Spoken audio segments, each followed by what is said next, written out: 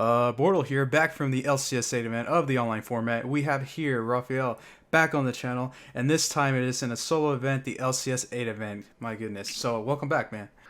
Thank you, Bottle. It's a pleasure to be here again. Nice. And you actually placed third after Swiss, right? Yeah, I went X1 on Swiss. I just lost to Cameron Hill with his Infernoble. And God, how hard was this Swiss?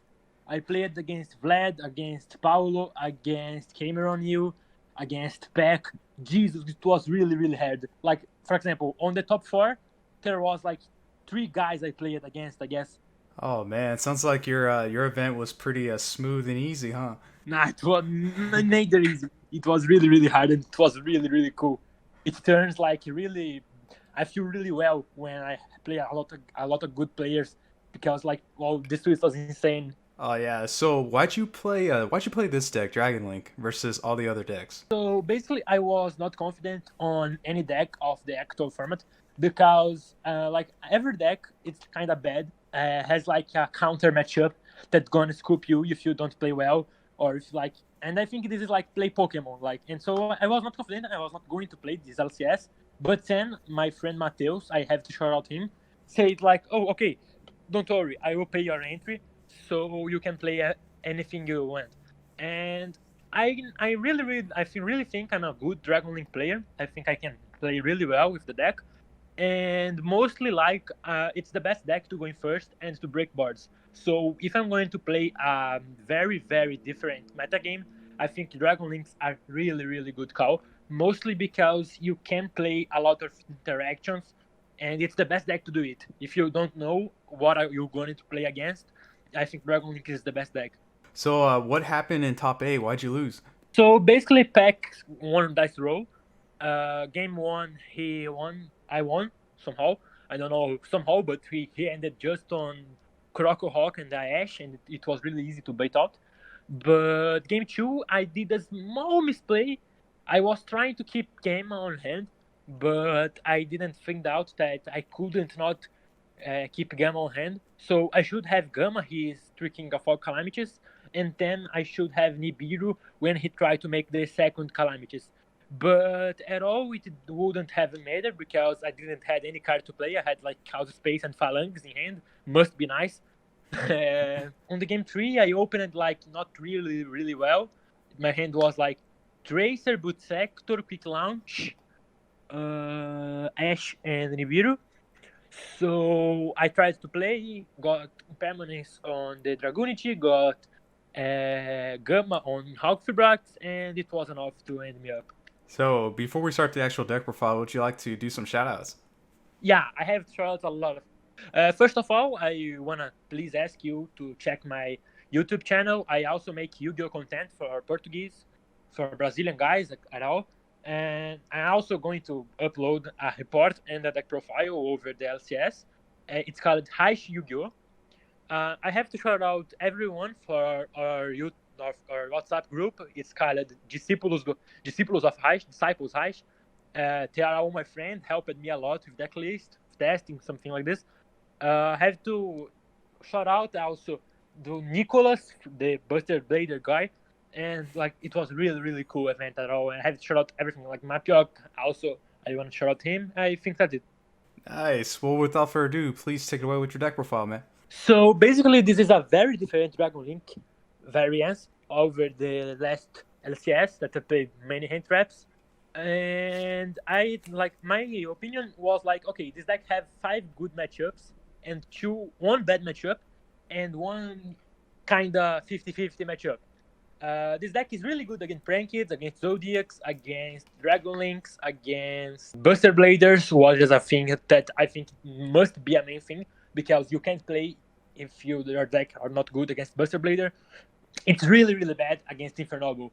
My only loss on Swiss was against Cameron Hill, who was playing Infernoble, and like I bet that no one was going to play Infernoble. How could I be so wrong? I played against 2 on Swiss. Somehow I won dice against 1, so it turns everything easy.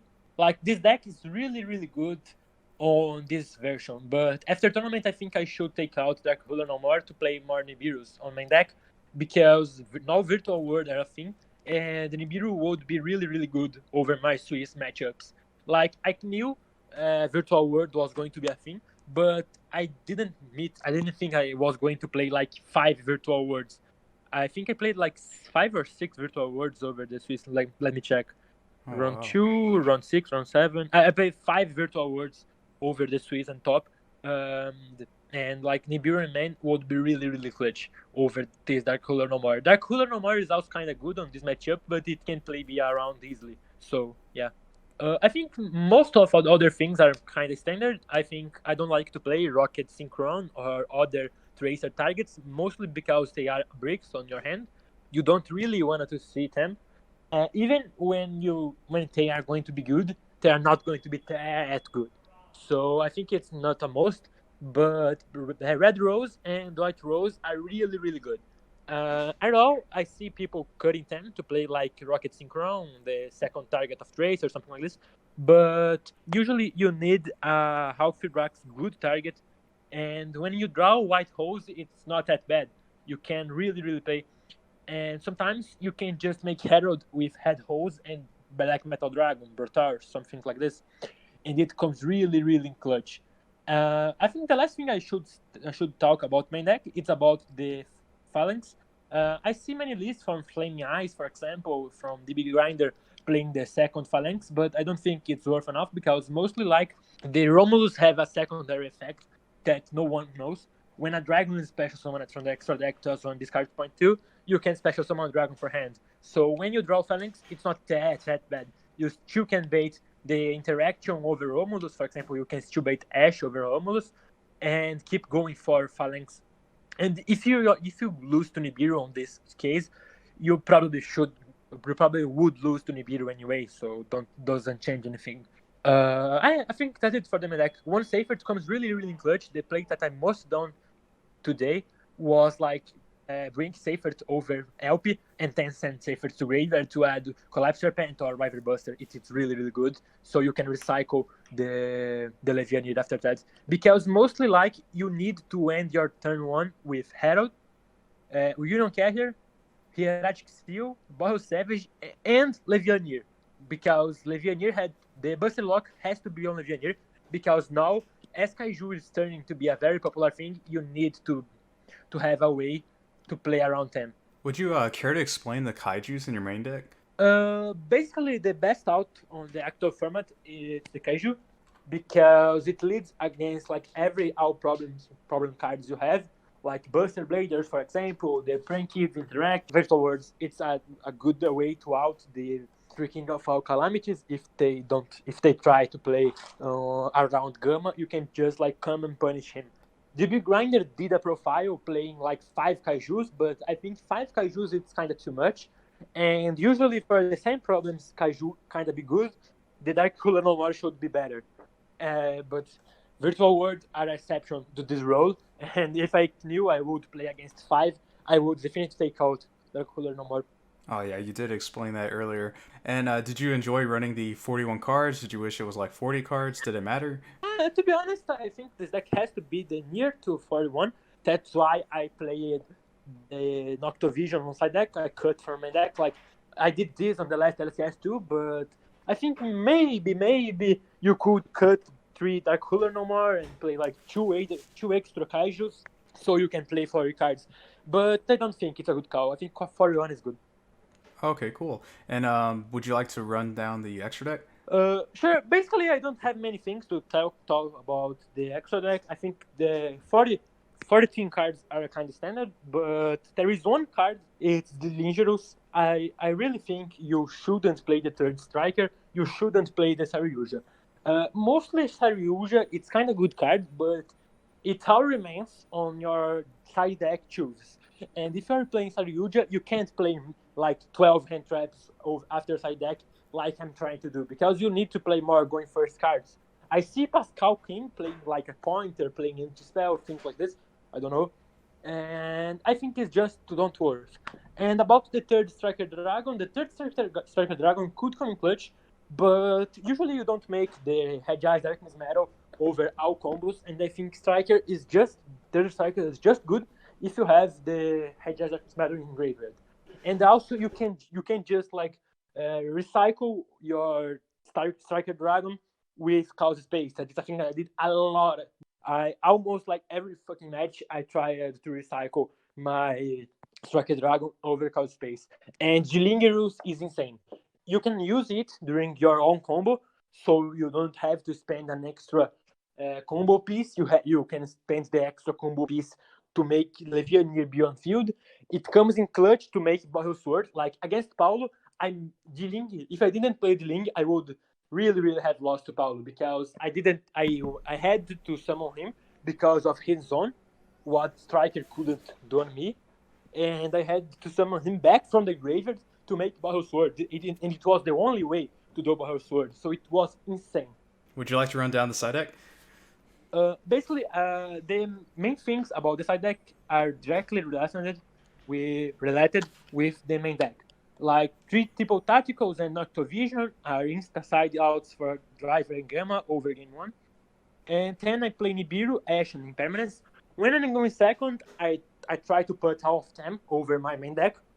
But when I'm going first, usually 6 of them also comes. Like I think they are the most generic hand trap at all that can be effective or just like make some good changes.